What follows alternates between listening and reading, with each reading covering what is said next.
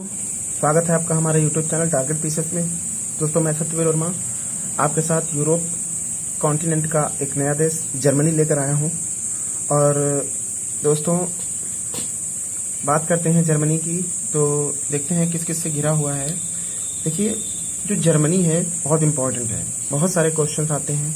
यहाँ के जो ब्लैक फॉरेस्ट पर्वत है, हार्ज पर्वत है, तो भी बहुत सारे क्वेश्चन इनसे बनते हैं। तो हम देख लेते हैं। एक तो ये पोलैंड से घिरा हुआ है, ऑस्ट्रिया से घिरा हुआ है, इटली से, स्विट्जरलैंड से और फ्रांस से घिरा हुआ है, ब्रुसेल से घिरा हुआ है और लग्जमबर्ग। मैंने बताया था लग्जमबर्ग 3 देशों के समूह है, जिसमें बेल्जियम, नीदरलैंड और लग्जमबर्ग आता है, जिनको हम बेनेलक्स बोलते हैं। ठीक है, बेनेलक्स, लग्जमबर्ग, बेल्जियम, नीदरलैंड, इनको हम लोग बेनेलक्स के नाम से जानते हैं। और ऊपर देखिए बाल्टिक सागर है, ये डेनमार्क है। ठीक है, तो इन सब से घिरा हुआ है। यहाँ पर पर्वत श्रेणियाँ देखेंगे, ये एम्स नदी है, ये राइन नदी है और आपकी ये एल्ब नदी है, एक डेन्यूब नदी भी यहाँ पर बहती है, ये देखिए। तो यहाँ पर बहुत सारी नदियाँ बहती हैं। तो स्टार्ट करते हैं। देखिए, यहाँ की राजधानी क्या है? बर्लिन है, और बर्लिन यहाँ का सबसे बड़ा शहर भी है। अगर हम बात करें जर्मनी का सबसे बड़ा शहर कौन सा है, तो बर्लिन है, और इसकी राजधानी क्या है? बर्लिन है। मुद्रा क्या है? यूरो है। मुद्रा क्या है? यूरो है। जर्मनी के बारे में बात करें तो जर्मनी की भू आकृति के आधार पर, अगर हम जर्मनी की जियोग्राफिकल कंडीशन देखें तो उसको हम 5 फैक्टर में डिवाइड करेंगे, 5 भागों में बांट देंगे। तो अगर हम पहले की अगर बात करें तो यह जर्मनी के उत्तर में स्थित है। यह नदियों के निक्षेपण से बना है। यह नदियों के निक्षेपण से बना है। निक्षेपण मतलब समझते हो? निक्षेपण मतलब क्या होता है?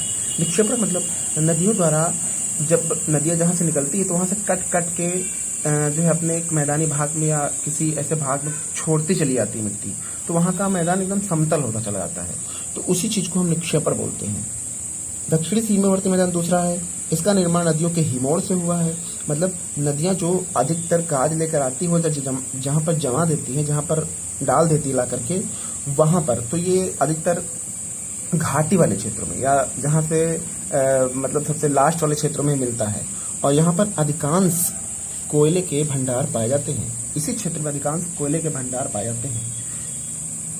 नेक्स्ट है मध्यवर्ती पठारी एवं पर्वतीय। पठारी, प्लेटू और माउंटेन वाला तो आप जानते हो। यहाँ पर जंगलों का विकास देखने को मिलेगा आपको। पठारी भाग है, यहाँ पर ग्रेनाइट की चट्टानें भी बहुतायत मात्रा में मिलेगी।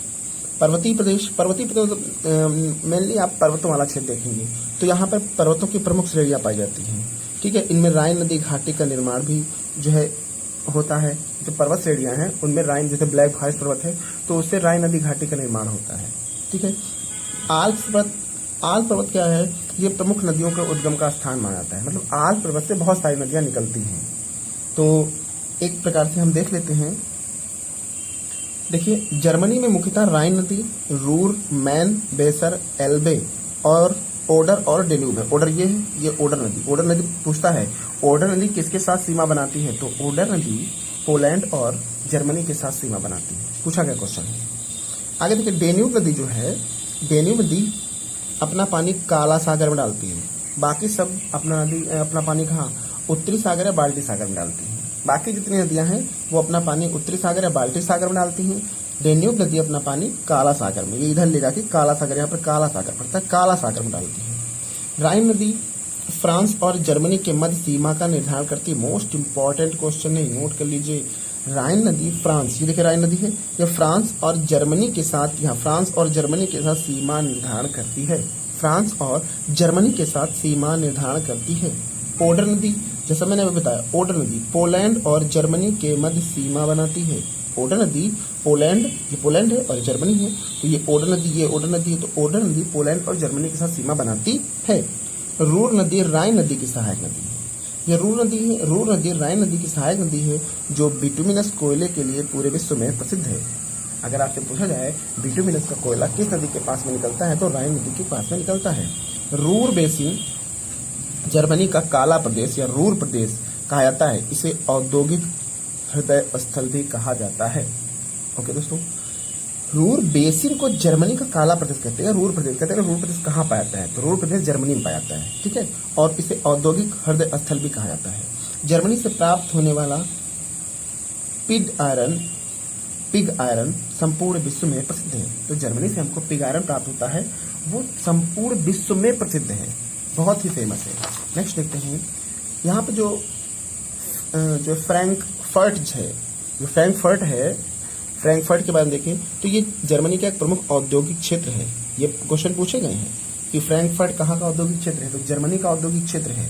जर्मनी में चीनी मिट्टी के बर्तन के लिए क्या प्रसिद्ध है, कहाँ प्रसिद्ध है, तो ड्रेसडेन प्रसिद्ध है। जर्मनी में चीनी मिट्टी के बर्तनों के लिए, जर्मनी में चीनी मिट्टी के बर्तनों के लिए ड्रेसडेन प्रसिद्ध है। जर्मनी में चीनी मिट्टी के बर्तनों के लिए ड्रेसडेन प्रसिद्ध है। लौह इस्पात के लिए एसन प्रसिद्ध है, और एसन के साथ साथ आप डोर्टमंड भी प्रसिद्ध है। लौह इस्पात के साथ एसन के साथ साथ जो है डोर्टमंड भी प्रसिद्ध है। मोटर वाहन के लिए कोलोन प्रसिद्ध है। सब पूछे गए हैं, कोलोन किसके लिए प्रसिद्ध है, जर्मनी का कोलोन, तो मोटर वाहन के लिए, मोटर वाहन निर्माण के लिए कोलोन प्रसिद्ध है। और लौह इस्पात के लिए कौन कौन सा प्रसिद्ध है, डोर्टमंड प्रसिद्ध है और एसन प्रसिद्ध है। जर्मनी का म्यूनिख, जो जर्मनी का म्यूनिख शहर है, वो इलेक्ट्रॉनिक्स व दूर संचार के लिए प्रसिद्ध है। जर्मनी का म्यूनिख इलेक्ट्रॉनिक व दूर संचार के लिए प्रसिद्ध है। ऑटोमोबाइल हो गया, वस्त्र हो गए, धातु कर्म हो गए, इनके लिए वुपरताल प्रसिद्ध है, वुपरताल। तथा ऑप्टिकल यंत्रों के लिए स्टुटगार्ट प्रसिद्ध है, स्टुटगार्ट प्रसिद्ध है। ऑटोमोबाइल्स, वस्त्र, धातु कर्म के लिए वुतरताल या ऑप्टिकल यंत्रों के लिए स्टुटगार्ट प्रसिद्ध है। सार प्रदेश जो है आपका, जैसे रूर है वैसे एक सार प्रदेश है, तो सार प्रदेश जर्मनी और फ्रांस के मध्य एक औद्योगिक क्षेत्र है। जो सार प्रदेश है, एक रूर प्रदेश मैंने बताया, एक सार प्रदेश, तो सार प्रदेश यह राइन नदी घाटी में पड़ता है।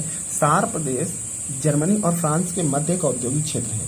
ये देखिए आ गया, डोर्टमंड लौह के लिए प्रसिद्ध है। बेवेरियन, आल्प्स, हार्ज व ब्लैक फॉरेस्ट यहाँ के प्रमुख पर्वत शिखर हैं। आपसे पूछा जाए कि कौन कौन से पर्वत पाए जाते हैं, तो आप सभी को पता होगा, ब्लैक फॉरेस्ट, हार्ज भी है, आल्प्स भी है, और बेवेरियन आल्प्स को यहाँ पर बेवेरियन आल्प्स के नाम से जाना जाता है। सबसे मेन पॉइंट, फेडरलबर्ग जर्मनी की सबसे ऊंची चोटी है। फेडरलबर्ग जर्मनी की सबसे ऊंची चोटी है, जो कि ब्लैक फॉरेस्ट पर स्थित है, या ब्लैक फॉरेस्ट पर पड़ती है। जर्मनी की संसद का नाम बुंडस्टैग है, ये पूछा गया क्वेश्चन है। जर्मनी की संसद का नाम बुंडस्टैग है। तो ये दोस्तों रहा जर्मनी का, और इसी तरह हम लोग यूरोप के सभी देशों का अध्ययन करेंगे। तो कैसा लगा वीडियो, आप देख के जो है लाइक, कमेंट और शेयर करना ना भूलें। दोस्तों आप वीडियो को देखिए, और जो भी एग्जाम होगा आपको श्योरली 100% क्वेश्चन यहीं से मिलेंगे, इससे बाहर कोई भी क्वेश्चन नहीं आ सकता है।